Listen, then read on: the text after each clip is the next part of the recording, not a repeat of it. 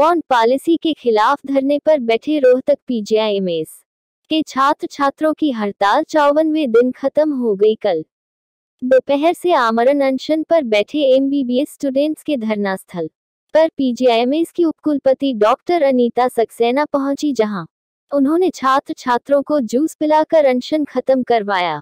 54 दिन के लंबे संघर्ष के बाद आज आखिरकार एमबीबीएस स्टूडेंट्स की हड़ताल खत्म हो गई। बॉन्ड पॉलिसी के विरोध में 1 नवंबर से स्टूडेंट्स पीजीआईएमएस परिसर में ही धरने पर बैठे थे। सरकार की तरफ से बॉन्ड पॉलिसी में संशोधन करने के बाद छात्रों ने हड़ताल को खत्म कर दिया है। छात्र प्रतिनिधि मंडल और सरकार की कई दौर की वार्ता के बाद बॉन्ड पॉलिसी की रकम को सरकार ने 40 लाख से घटाकर 30 लाख कर दिया था। साथ ही सर्विस नियम में संशोधन करते हुए सरकार ने 7 साल को 5 वर्ष किया था तथा छात्रों को यह भरोसा दिलाया था कि उन्हें सरकारी नौकरी दी जाएगी और यदि उन्हें सरकारी नौकरी नहीं दी जाती है तो उन्हें बॉन्ड की रकम नहीं भरनी होगी। वहीं छात्रों का कहना है कि बॉन्ड पॉलिसी में संशोधन करने के बाद उसकी अधिसूचना 21 दिसंबर को जारी कर दी गई थी। पॉलिसी में संशोधन करना यह दर्शाता है कि छात्रों के इस आंदोलन की जीत हुई है। छात्र अपनी इस जीत से काफी उत्साहित और खुश नजर आए। साथ ही उनका कहना था कि 2 दिनों से छात्र सरकार द्वारा जारी अधिसूचना पर विचार विमर्श कर रहे थे और सोमवार से सभी छात्र छात्राएं कक्षाओं में लौट जाएंगे। मैम, आप धरना स्थल पर पहुंचे हैं, क्या स्ट्राइक खत्म होने जा रही है? 54 दिनों के बाद आज जो स्टूडेंट्स स्ट्राइक बंद कर दिया, क्या कहेंगे? बच्चों ने डिसाइड किया है कि वो स्ट्राइक कॉल ऑफ करेंगे क्योंकि उनकी जो मेन डिमांड थी बॉन्ड पॉलिसी की वो उनके हाथों में आ गई है गज़ेट की फॉर्म में और उनको वो पसंद है और उन्होंने उसको एक्सेप्ट कर लिया है। तो अब इन लोगों को बच्चों को हड़ताल नहीं जारी रखने की कोई ज़रूरत और इन्होंने डिसाइड किया है कि वो कॉल ऑफ करेंगे अपने स्ट्राइक। मैडम, आप लोगों ने क्या आश्वासन दिया और सरकार की तरफ से आप आई हैं यहाँ पे, सरकार ने जो गाइडलाइन आपको दी होंगी, इनसे बात की है, तो आपकी तरफ से क्या एश्योरेंस दिया गया है सरकार के भी आप पे? देखिए, सबसे जो बड़ा मुद्दा था वो बॉन्ड का था, वो तो गज़ेट के फॉर्म में आ गया है तो उसमें तो कोई एश्योरेंस की बात ही नहीं है। अब इनकी छोटी छोटी कुछ और समस्याएं जो डेवलप हो गई थी इसी दौरान में, जैसे इनके इम्तिहान पोस्टपोन करे जाएं या फिर इनकी आरडीए वालों की जो स्ट्राइक पीरियड है उसके लिए हमें सरकार से एश्योरेंस मिला है कि ये सब चीज़ों को अच्छी तरह से रिजॉल्व कर दिया जाएगा। एक इनके ऊपर कुछ FIRs भी दर्ज हुई थी इस दौरान, तो क्या उनको भी वापस किया जा रहा है? देखिए, मुझे FIR का क्या प्रोसीजर है ये देखना पड़ेगा, लेकिन वो चीज़ जो थी वो सरकार की तरफ से थी, यूनिवर्सिटी उस बीच में कहीं नहीं थी। लेकिन हाँ, हमने सरकार से इनकी पैरवी करी है कि वो FIR को वापस ले लिया जाए। मैडम, एक बार 2-3 पॉइंट्स में बता पाएंगे कि जो पहले बात हुई थी और अब क्या ऐसा पूरा हुआ है कि बॉन्ड पॉलिसी के बारे में? वो काफ़ी छोटे छोटे पॉइंट्स हैं, आपको ये पब्लिक डोमेन में भी है, गज़ेट में भी है, आप पढ़ लीजिए उसको। लेकिन मोटा ये है कि सबको नौकरी दी जाएगी। यदि किसी वजह से नौकरी नहीं दी गई, सरकारी नौकरी, तो इनसे बॉन्ड का पैसा नहीं लिया जाएगा और अगर इनकी नौकरी में कम पैसे की नौकरी लग रही है तो इनसे EMI शुरू नहीं किया जाएगा। ऐसा मैं समझती हूँ, मोटा यही है करीब। एक वो बच्चे काफ़ी बार कह रहे थे कि 40 लाख कहाँ से लाइन, अब 30 लाख हो गए, तो 30 लाख काफ़ी बड़ी अमाउंट हो। देखिए, 30 लाख में फ़ीस भी इंक्लूडेड है, तो वो वैसे 30 लाख नहीं है, 30 से कम है। और उसके अलावा लड़कियों के लिए खास 10% का भी विशेष छूट मिली हुई है। लेकिन ये सब तभी देना है जब इनको सरकारी नौकरी में पैसे मिलेंगे। कॉन्ट्रैक्चुअल नौकरी तो अभी कोई नहीं ले रहा है। कॉन्ट्रैक्चुअल में भी अमाउंट क्या मिलेगा उस पर डिसाइड होगा। अगर अमाउंट ज़्यादा मिलेगा तो EMI कटेगा। अगर अमाउंट ही इनको कम मिल रहा है, शायद 90,000 है डॉक्टर साहब, 90,000 या 93,000 कुछ है, अगर उससे कम होगा तो EMI नहीं कटेगा। यही डिसीजन हुआ है, तो इसलिए कोई राहत है। एक पॉइंट लिखा हुआ है।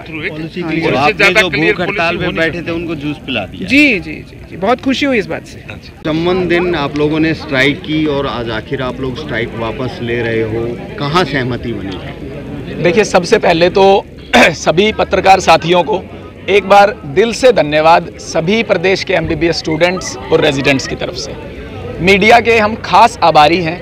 पूरे के पूरे आंदोलन के अंदर पहले दिन से आज के दिन तक मीडिया के हमारे पत्रकार साथियों ने अपने ड्यूटी की नैतिकता और अपनी जो उनकी ओब्लिगेशंस हैं उनसे बाहर जाकर उन्होंने हमें कवरेज दी है, हमारे मुद्दे को उठाया है। उसके बाद में पूरे के पूरे प्रदेश की जनता को सबसे पहले मैं नमस्कार करना चाहूँगा, नमन करना चाहूँगा। पूरे हरियाणा प्रदेश ने MBBS के स्टूडेंट्स के साथ में पिछले 54 दिन के अंदर जो समर्थन और जो भावना दिखाई है, उसने हमें किसी भी समय पर कमज़ोर ही नहीं होने दिया। मुख्यमंत्री जी ने 30 नवंबर 2022 को हरियाणा निवास चंडीगढ़ के अंदर एक मीटिंग की थी स्टूडेंट्स के साथ में, और उसमें बॉन्ड पॉलिसी के अंदर कुछ अमेंडमेंट्स करने की घोषणाएं की थी। उसके बाद भी विद्यार्थियों ने अपना आंदोलन जारी रखा था। हमने बार बार ये बात पीछे भी उठाई थी कि सरकार ने जो भी अमेंडमेंट्स की हैं वो सरकार डिटेल्ड रूप से गैजेट नोटिफिकेशन के अंदर निकाले, उसके बाद में विद्यार्थी अपना निर्णय लेंगे। पिछले 2 दिन के अंदर वाइस चांसलर मैडम के साथ में भी सभी यूनिवर्सिटी के कॉलेजेस के रिप्रेजेंटेटिव स्टूडेंट्स की मीटिंग हुई, और आपको पता है 21 तारीख को प्रदेश सरकार ने बॉन्ड पॉलिसी की गैजेट नोटिफिकेशन भी निकाल दी, जिसका कि हम पिछले 2-3 दिन से विस्तृत अध्ययन कर रहे थे, विद्यार्थियों के साथ आपस में बातचीत कर रहे थे, सहमति असहमति जताने के लिए उनसे सभी से निवेदन कर रहे थे, और चारों कॉलेजेस भी आपस में अपना मत बना रहे थे। जो सरकार ने बॉन्ड पॉलिसी के अंदर अमेंडमेंट्स की हैं वो पॉजिटिव हैं और वो विद्यार्थियों के हित में हैं। इस वजह से इन पॉजिटिव अमेंडमेंट्स के मद्देनज़र हम लोग ये निर्णय ले रहे हैं सभी कॉलेजेस के स्टूडेंट्स जो है स्ट्राइक को कॉल ऑफ करके अपनी क्लासेस रिज्यूम कर रहे हैं। जिस तरह से 40 लाख की बात कही थी, फिर 30 लाख हुआ, और अब कहाँ तक किस तरह से सहमति बनी, क्योंकि जो नया जो अभी नोटिफिकेशन जारी हुआ है उसमें क्या खास है कि भी आपने देखिए, सबसे जो महत्वपूर्ण बात है इस पॉलिसी के अंदर से, शुरुआत से हमने जो इस पॉलिसी के अंदर लड़ाई लड़ी थी वो एक ही विषय के ऊपर थी, जॉब गारंटी के ऊपर।